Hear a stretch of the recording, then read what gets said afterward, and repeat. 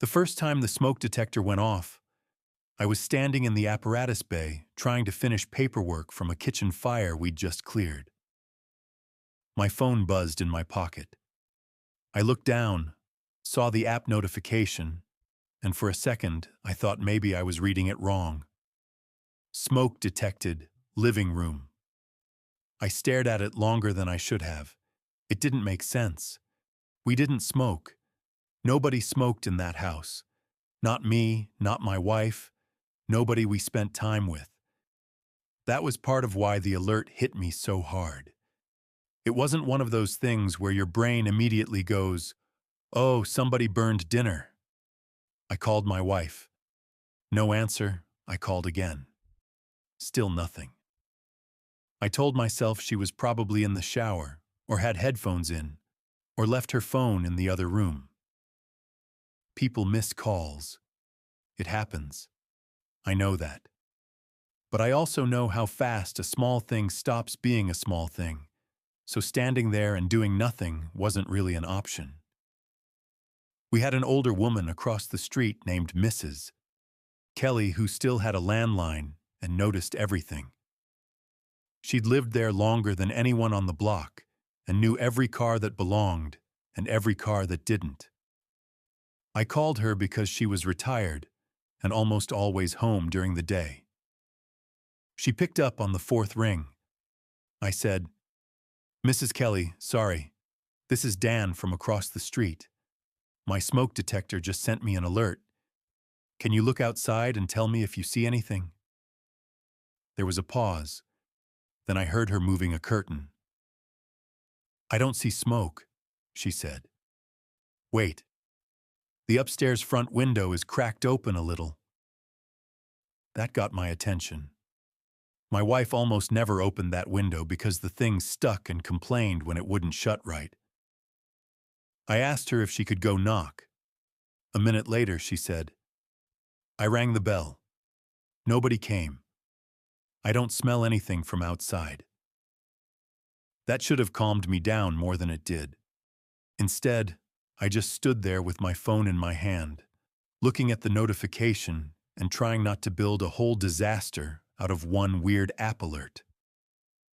I called my wife one more time. Nothing.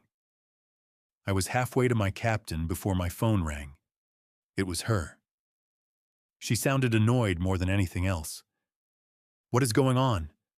Why is Mrs. Kelly at the door?" I said, "The smoke detector went off." She let out this tired breath and said, "I know. I had a pan too hot for like 2 seconds. I opened the window. It's fine." I looked back at the app. It still said living room, not kitchen. That detail stuck with me, but not enough for me to do anything with it.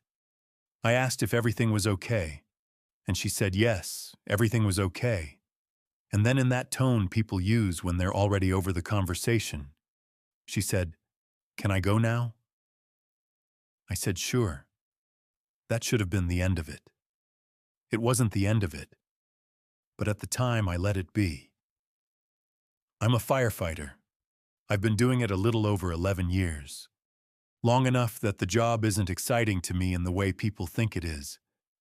Most of it is routine, and then once in a while it isn't. Most of it is showing up tired and leaving later than you meant to. Most of it is promising you'll make it to something and then finding out you won't. My wife used to say the job got the best version of me, and she got whatever was left. She didn't say it in a dramatic way either. That was the part that bothered me. If she'd screamed it at me once, maybe I would have known what to do with it. Instead, she'd say things like that while unloading groceries or folding towels, like she was just pointing out weather. When we first got married, I told her the schedule would get easier once we got used to it. That was one of those things that sounds reasonable when you say it and stupid when you remember it later. You don't get used to missing half your life. You just get better at explaining it, or pretending it doesn't cost what it costs. The night I always come back to is her birthday 2 years ago. I told her I'd be home early. Not maybe. Not hopefully. I said it like it was already handled. We were supposed to go to this steak place she liked, the one that never looked busy from the outside, but somehow never had a table open. She'd made the reservation herself because my schedule was always a mess, and she didn't trust me to remember the time. Around 5, we got called to an apartment fire. At first it sounded contained. Then there was a report of an elderly tenant still inside. Then there was another call about extension into the attic. By the time it settled down and we cleared, it was late enough that I already knew what my phone was going to look like before I picked it up. 3 missed calls. 1 text. Don't worry about it. I stopped at a gas station on the way home and bought one of those cakes that come in a clear plastic dome. I knew it was dumb. I bought it anyway. She was sitting at the table when I got there. The plates were still out. 2 candles had burned almost all the way down and hardened into crooked wax puddles. I remember saying, "I'm sorry," while I still had my keys in my hand. She said, "It's fine." Same thing as the text. Same tone. I set the cake on the counter and she didn't even look at it. I asked if she'd eaten. She said yes. I asked if she wanted me to cut the cake anyway. She said no. That was it. No fight. No scene. Looking back, I almost wish there had been one. Silence is harder to answer. At least with a fight, you can tell yourself something happened and now it's over. Quiet just stays in the room. After that, things didn't blow up all at once. They just changed shape. She stopped waiting up if I was on a late return. She stopped asking how my shift was, unless there was blood on my shirt or smoke in my hair, and it was impossible not to ask. She used to text me random stuff during the day. A picture of the dog next door sleeping on our porch. A stupid thing somebody said at the grocery store. Something she wanted me to grab on the way home. That all faded out. When I was off, it felt like I was stepping back into a conversation I'd already missed most of. I told myself that was marriage under stress. I told myself this is what happens when one person is always gone and the other person gets tired of having their plans rearranged by sirens. A few months after her birthday, I bought the new smoke detectors. I didn't do it because anything had happened at the house. It was mostly job brain. After enough calls, you get weird about outlets, extension cords, batteries, all of it. I set the system up through an app and linked every detector together. If one went off, I'd know where. If there was smoke while I was away, I'd get an alert. My wife laughed when she saw me on the ladder with the packaging all over the living room floor. She said, "You don't trust this house?" I told her, "I trust fire less." She rolled her eyes and brought me a screwdriver anyway. That's the version of us I keep missing. Nothing big. Just little ordinary teamwork. After the first alert, she joked that maybe I'd turned our house into a nervous patient. I said I'd rather have a nervous house than a dead one. She didn't laugh that time. A week after that first alert, I came home from shift and found my younger brother in my kitchen. He was leaning against the counter, drinking one of my beers like he lived there. My wife was at the sink cutting limes for something. It wasn't some dramatic scene. They weren't standing too close. They weren't whispering. It just caught me off guard, because nobody had mentioned he was stopping by. My brother's name is Nate. Growing up, he was always the easier one to like. I was the one who followed rules, showed up on time, did what I said I'd do. Nate could walk in late, grin at people, say 2 stupid things, and somehow come out of the room with everybody on his side. He wasn't a bad guy.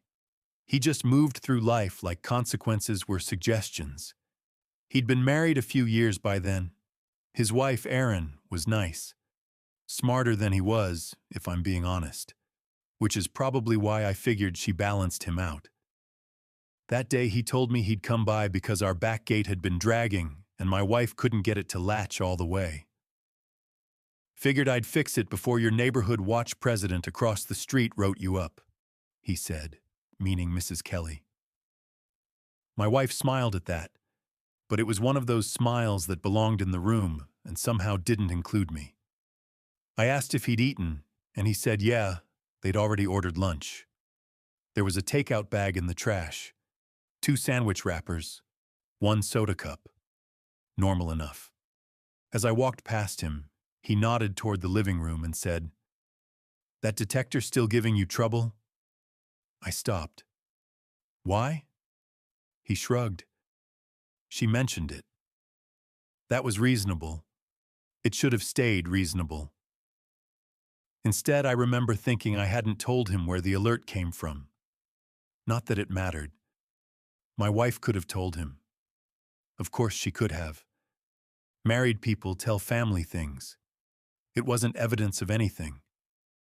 Still, I noticed it. There were a lot of little things like that after a while. Not things you can bring to another person and expect them to take seriously. Just small moments that leave a mark. One Saturday morning, I got home after a night call, and my wife was on the back patio with her phone pressed to her ear. She saw me pull into the driveway and turned away from the yard like she was giving somebody privacy, even though she was the one on the call. When she came in, I asked who it was, and she said her sister. Later that same day, her sister texted our group chat, asking if we were free for dinner the next weekend. It made me think maybe the call hadn't been with her sister after all. Then I felt stupid for noticing. Another time I went upstairs looking for clean towels and found the guest bathroom door locked. My wife was inside, which wasn't strange by itself, but when she came out there was this quick check over her shoulder before she shut the door. I don't even know what I thought was in there. Nothing, probably. Maybe just mess. Maybe laundry she didn't want me seeing because she was in a bad mood. I told myself that too. The hardest part about being the spouse who's gone all the time is that you start feeling guilty before you ever feel suspicious. You don't want to question anything because part of you already thinks you've lost the right. You miss birthdays. You cancel plans. You work holidays. Then the person at home starts acting a little different, and the first thing your brain says isn't what's going on. It says, "What did you expect?" So I kept my head down and worked. I picked up extra shifts when other guys needed coverage because the money was good, and because being useful is easier than being honest about your own house. If I was tired enough, I didn't have to think about anything beyond the next call.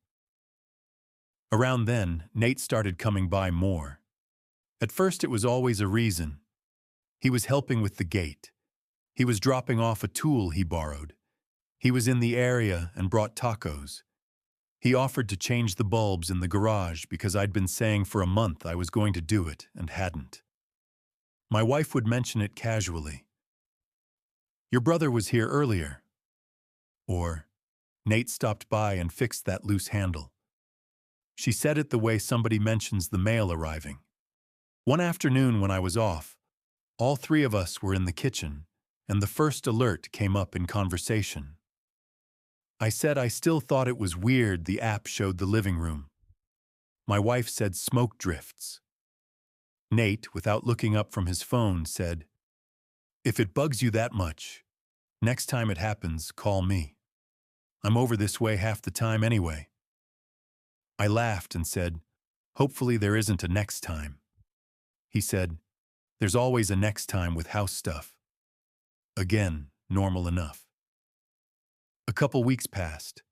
Then one night after shift, I got home and there was a smell in the hallway I couldn't place right away. Not strong, faint, sweet and stale at the same time. I stood there with my duffel on my shoulder trying to figure out why it bothered me. My wife was in the bedroom folding laundry. I asked if she'd lit something. She said, "Like a candle?" "Yeah." She said no. I almost mentioned the smell, then dropped it. I'd spent 12 hours around smoke already. Half the time, the job followed me home even after I showered. Gear smell gets into your nose and stays there. I knew that. It was easier to blame that than start a weird conversation I couldn't even justify. A few days later, I opened the outside trash bin, and there was a crumpled fast food bag on top, with a paper coffee cup inside, and a napkin wrapped around something small. I don't know why I unwrapped it. Maybe because the smell from the hallway had already stuck in my head. Maybe because I was looking for any reason not to feel like I was imagining things. Inside the napkin was a cigarette butt. Not a whole pack. Not a lighter. Just one. I stood there by the bins feeling ridiculous. We didn't smoke. I kept coming back to that. But there are explanations for one cigarette butt in a trash can. Somebody drops one while walking past. Somebody visits. Somebody throws street garbage in your bin because the lid's open. It was one cigarette, and I hated myself for even standing there looking at it like it meant more. I went inside and didn't say a word. That same week, my wife asked if I could be home for dinner Sunday because she'd made plans with Aaron and Nate the following weekend and didn't want us to keep pushing everything off. I said yes. Sunday came, and around 4 we got toned out for a vehicle fire that turned into a brush fire because the shoulder grass was dry and the wind picked up. By the time I checked my phone again, it was after 8.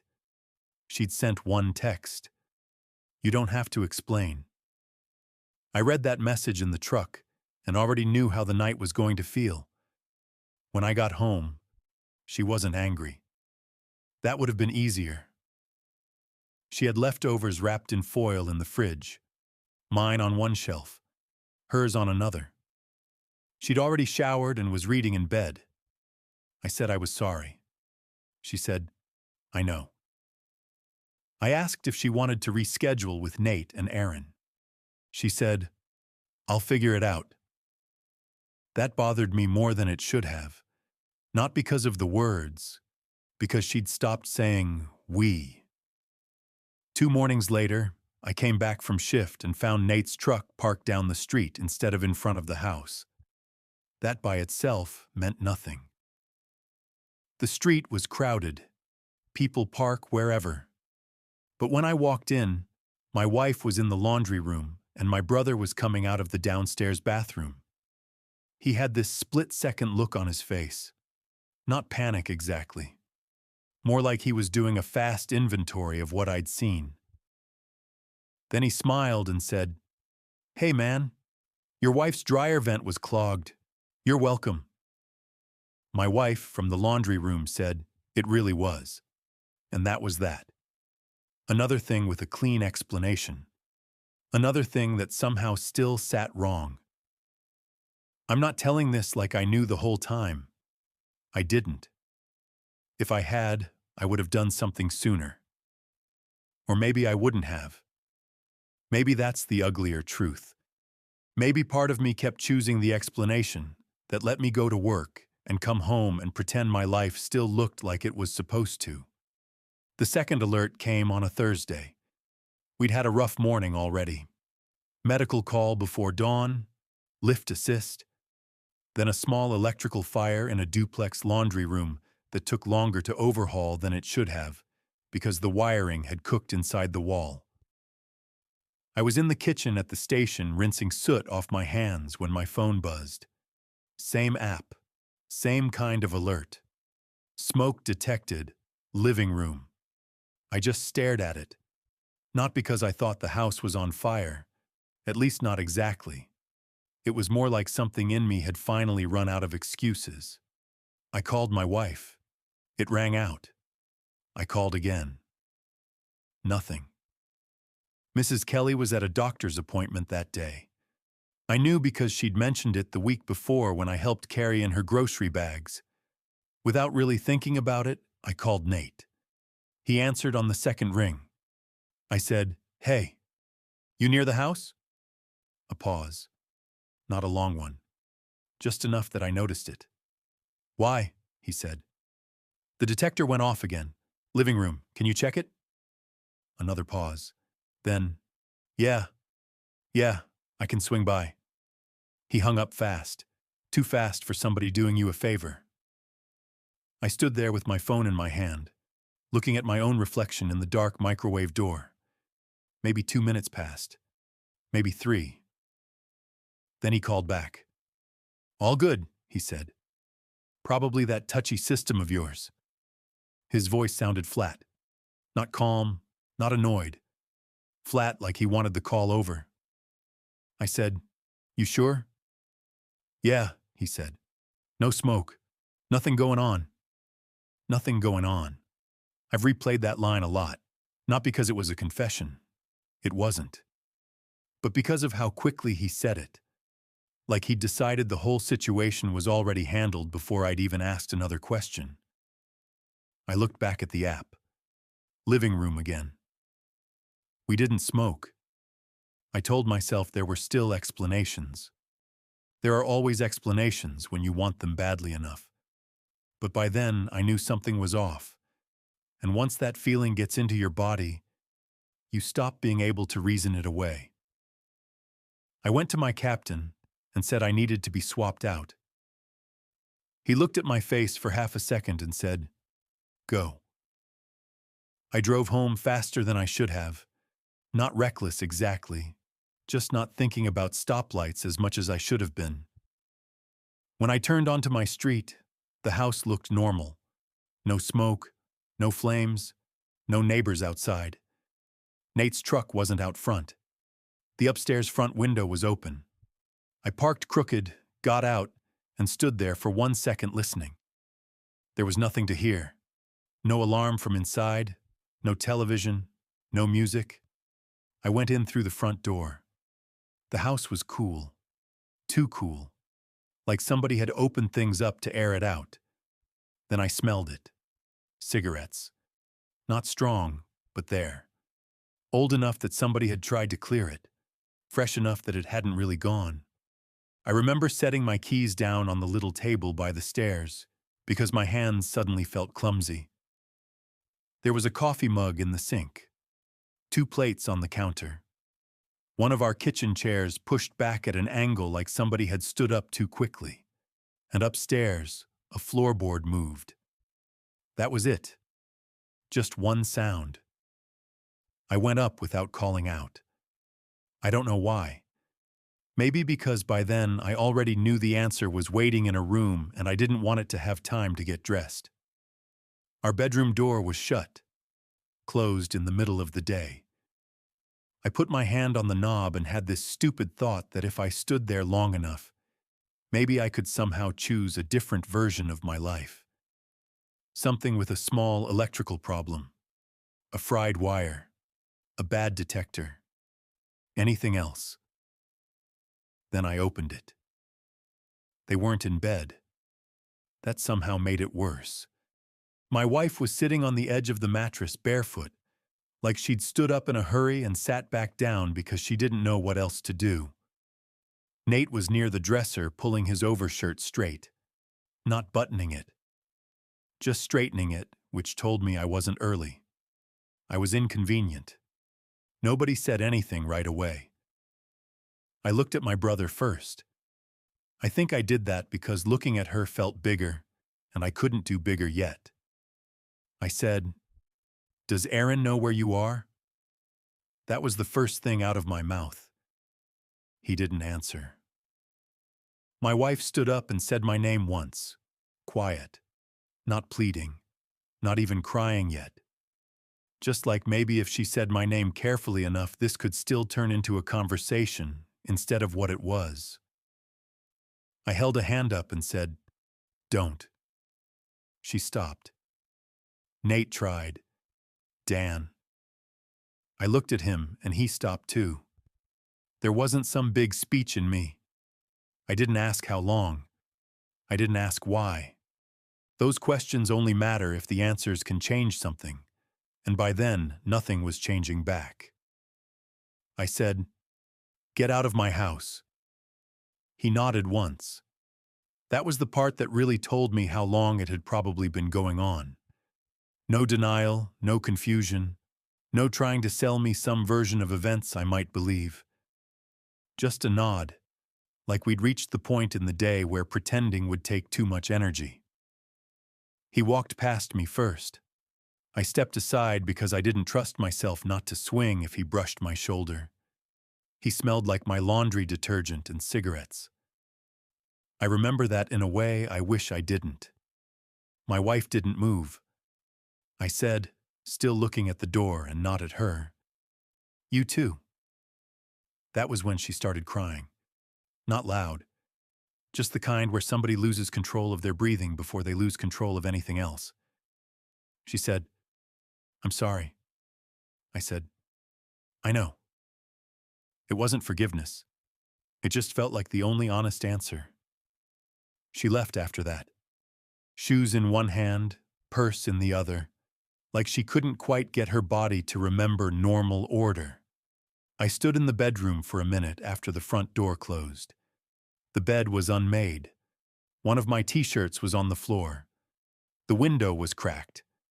My own room smelled like somebody else's bad habit. Then I went downstairs and sat at the kitchen table, still wearing my station shirt. I don't know how long I sat there. Long enough for the house to settle. Long enough for the smell to thin out. Long enough that my phone started buzzing on the table, and I had to turn it face down because seeing either of their names again that day felt like too much. Nate called 4 times. My wife called twice. Then she texted, "Please talk to me." A little later, another text came through. It didn't start this way. I didn't answer either one. I kept thinking about Erin, my brother's wife. I'd seen her the month before at a Sunday cookout. She'd been arguing with Nate about something stupid, whether he'd promised to pick up ice on the way over. Married people kind of argument. Normal enough that nobody else at the table even noticed. And all I could think now was that whatever they were then, it had probably already been dead, and she just didn't know it yet. I didn't call her that day. A lot of people would have. Maybe they'd be right. I just couldn't take on another ruined house before I'd even figured out what was left of mine. My captain texted me that evening and said to take the next shift if I needed it. I told him I'd be there. The next morning I changed the sheets before I did anything else. Not because I'm obsessive, just because I couldn't look at the bed the way it was. Then I bagged up the few things my wife had left behind in the bathroom and put them by the door. Toothbrush, makeup bag, the sweater she always left over the hall chair. Ordinary stuff. That was the part that kept punching holes in me. Not the big betrayal. The normal objects that were suddenly evidence. She came by later with her sister while I was home. I let them in, then stayed in the kitchen while she packed a suitcase. Her sister didn't look at me much, which I appreciated. There are only so many expressions people can make at you before it starts to feel like theater. At one point, my wife came into the kitchen and asked if we could please talk for 5 minutes. I said, "About what?" She started crying again, quieter this time. I hated that I still had the instinct to comfort her. I hated that part of myself more than I hated her in that moment. She said, "I don't know how to explain any of this." I said, "Then don't." That ended it. The divorce itself wasn't dramatic, at least not on paper. No kids. Joint bank account, which we split. House was in both our names. There were forms, meetings, signatures, all the dull administrative ways a life comes apart once the interesting damage is done. What dragged wasn't the legal part. It was everything around it. Mutual friends acting like they didn't want to pick a side but still wanting details. My mother crying because now she'd lost a daughter-in-law and a son in the same season, just for different reasons. Nate showing up once at the station parking lot because I'd blocked his number, and he wanted one real conversation. I told him if he wanted to be a decent person for the first time in his life, he could start by leaving me alone. Then I got in my truck and went home. Aaron found out, by the way. Not from me. I assume from him, or from the fact that lies start collapsing once one wall gives way. She sent me one text 3 weeks later that said, "I'm sorry too." I never answered that either. Not because I was angry at her. I just didn't know what either of us was supposed to do with the other at that point. For a while after, every time my phone buzzed on shift, I'd feel that same drop in my stomach. Not because I thought another detector had gone off, just because I'd learned how fast a normal workday can turn into the day the rest of your life gets divided into before and after. I still work the same job, same station, same kind of calls. Fires still happen because somebody leaves a pan on the stove or overloads a space heater or thinks one bad outlet can wait another month. We show up, do what we can, leave smelling like whatever burned. The house is quieter now. Mrs. Kelly still watches the block like it's a paid position. She asked once, not long after everything happened, whether I wanted her to keep an extra eye on the place while I was on shift. I told her I'd appreciate that. She patted my forearm like I was one of her nephews and said, "Some things you notice too late. That doesn't mean you're stupid." I think about that more than I'd like to admit. Because for a while I kept trying to decide whether I missed it or avoided it. Whether all those little moments really added up to something I should have known, or whether I'm only good at connecting them now because I already know where they lead. I don't know. What I do know is that the detector worked. That's the dumb part I still come back to. I put those alarms in because I've seen what smoke can do when people ignore it, or don't notice it in time, or keep telling themselves the smell is coming from somewhere else. The first time it happened, I let it go. The second time I didn't. That's all.